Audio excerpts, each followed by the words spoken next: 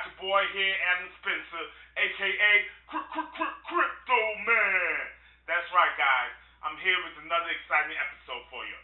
Today, I want to talk to you guys a little bit about the cryptocurrency that holds the second spot with the highest market cap, and that is Ethereum. Ethereum is a very unique cryptocurrency. The reason Ethereum is so unique is because its ability to apply the smart contract to the blockchain. To give you guys a little bit more in depth what the smart contract is, I did some research and I found this wonderful video that I want to show to you guys right now that will explain to you in detail exactly what is the smart contract. So without further ado, guys, let's go ahead and watch this video.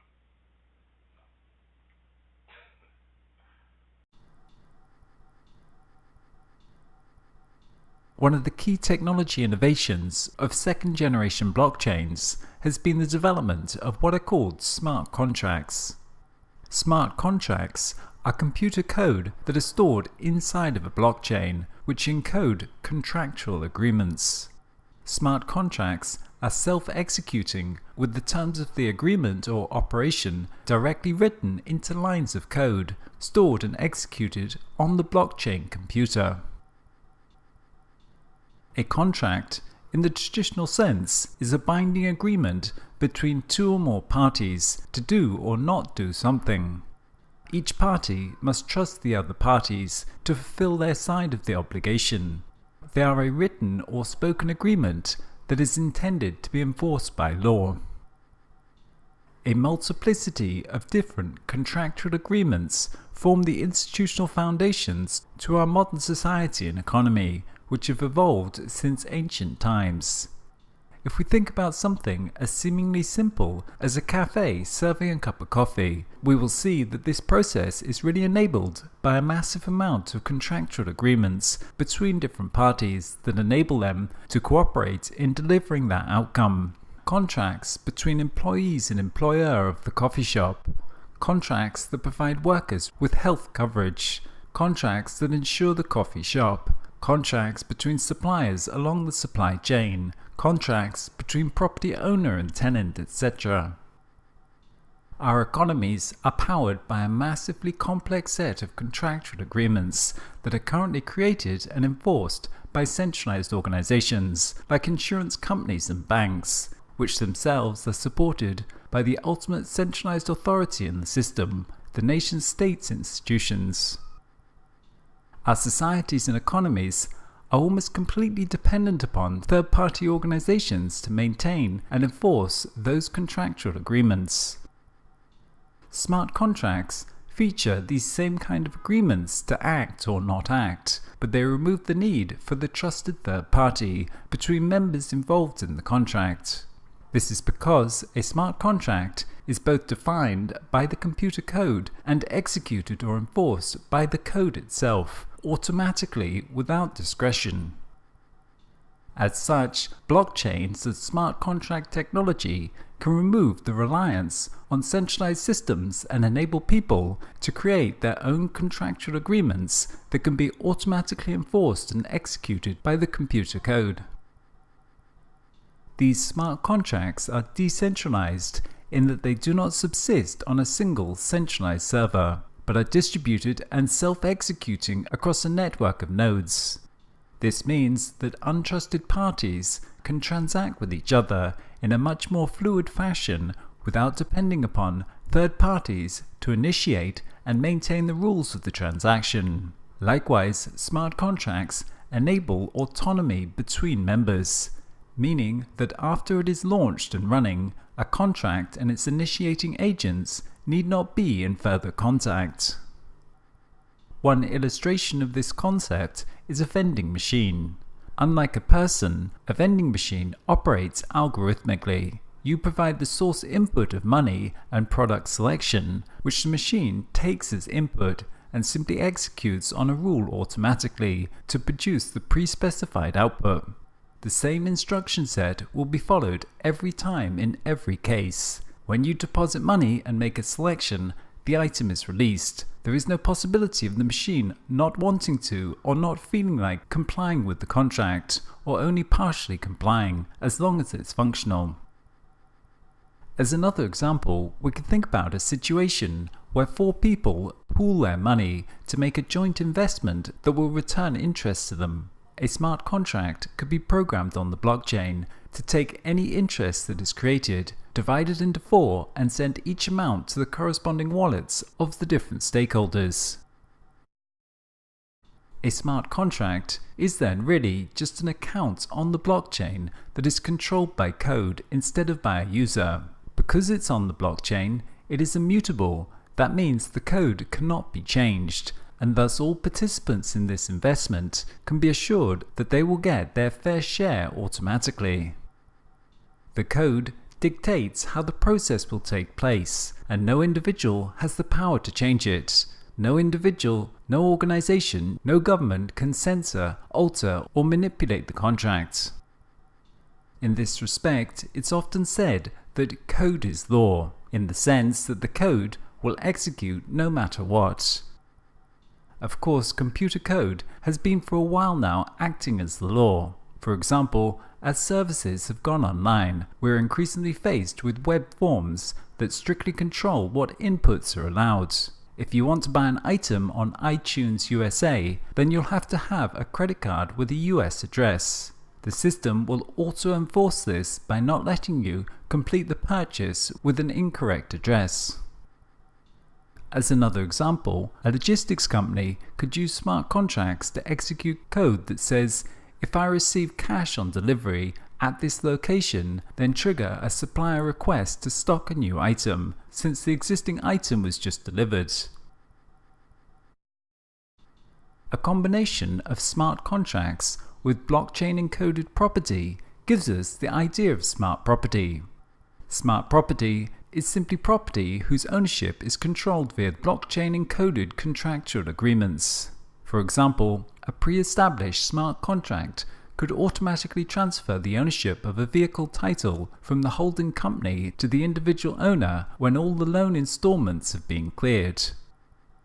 The key idea of smart property is controlling ownership and access to an asset by having it registered as a digital asset on the ledger and connecting that to a smart contract. In some cases, physical world, hard assets could quite literally be controlled via the blockchain. One example of such an IoT blockchain system is Slockit, a door lock that is connected to a smart contract on the blockchain, which controls when and who can open the lock. This enables anyone to rent, sell, or share their property without need of a middleman. With such innovations, parking spots can be subletted on demand. Airbnb accommodation could become fully automated. Or someone with 20 bikes in Bangladesh could rent them out with smart contract locks. The bike could shut itself off if it is not being paid for, or if it's stolen, then there could be an automatic deposit system. Or likewise, if the person wanted, they could simply pay a certain price to purchase the bike at any time. Like all algorithms, smart contracts require input values and only act if certain predefined conditions are met. When a particular value is reached, the smart contract changes its state and executes the programmatically predefined algorithms, automatically triggering an event on the blockchain. Thus, the workings of the overall contract can only be as good as the inputted data. If false data is inputted to the system, then false results will be outputted. Blockchains cannot access data outside of their network, and thus require some form of trusted data feed as input to the system, what may be called an oracle. An oracle is a data feed provided by an external service and designed for use in smart contracts on the blockchain. Oracles provide external data and trigger smart contract executions when predefined conditions are met. Such conditions could be any data like weather temperature, the quantity of items in stock, the completion of a successful payment, changes in the prices on the stock market, etc.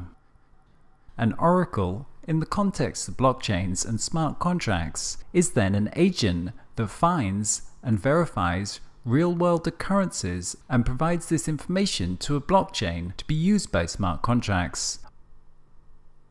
Oracles are third-party services, which are not part of the blockchain consensus mechanism. Thus, whether it be a news feed, website, or a sensor, the source of information needs to be trustworthy. As an example, we could think of an online betting platform based on the blockchain that uses smart contracts to automatically execute payouts to people who have placed bets on sports matches. The smart contract system would then have to be connected to a trusted oracle to provide it with the score of the matches. As of present, this oracle would likely have to be associated with some trusted third-party centralized organization like a sports channel or Bloomberg for stock prices.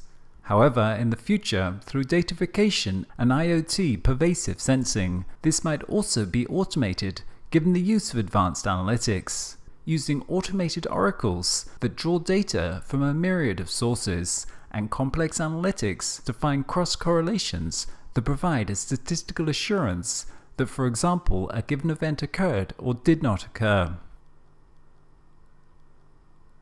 The advantages of smart contracts are numerous. Firstly, they are automatic, which could remove the time and costs associated with managing and enforcing them, making them more efficient as they can be cheaper and faster to run. Through this form of automation, a much greater amount of exchange could take place that otherwise would have never happened. In such a way, we can see how distributed ledgers and smart contracts are a key part in enabling a true services economy, where ownership is displaced by temporary usage through the on-demand provisioning of services. Secondly, they can reduce corruption, as code is both transparent in its workings and automatically executed. This leaves little room for individuals or organizations to alter it to their advantage.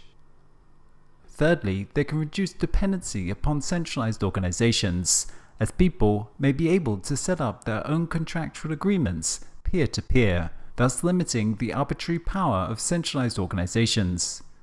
Lastly, they can also deliver certainty, as smart contracts guarantee a very specific set of outcomes that are predetermined beforehand, enabling all parties to know exactly what will happen. But herein also lies some of their limitations. By automating the execution of a contract, they are dependent upon formal rules with well-specified inputs and leave little room for a multiplicity of eventualities where the rules may need to be slightly altered because of unforeseen circumstances. For example, a car that's being used on demand that operates through a smart contract may simply shut the user out if they have not paid their bill, and would take little account of the fact that it may be a life or death emergency usage. In the real world, many unpredictable and unforeseen events do occur, and rules sometimes need to be flexible and adaptable to accommodate. And this is one advantage of having human oversight, as people are much more capable at judging such circumstances and responding appropriately to complex unforeseen eventualities.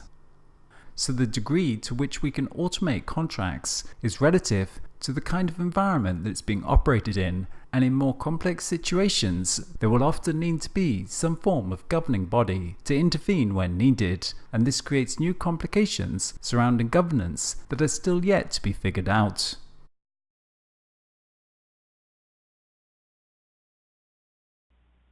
Alright guys, welcome back. I hope you found this video very helpful, because I know I did. When I first watched this video, it gave me some great information, and it really helped me understand what the blockchain is, and more or less not what the blockchain is, but help me understand what a smart contract is and how it's used and works on the blockchain. So I hope you guys found this video very educational, and I hope that helps you with your journey in cryptocurrency. If you guys want to go ahead and help me out, help the channel out, go ahead and give me a like, go ahead and subscribe, maybe press the bell button right there for the notification, so next time I put out a good educational video, you guys know right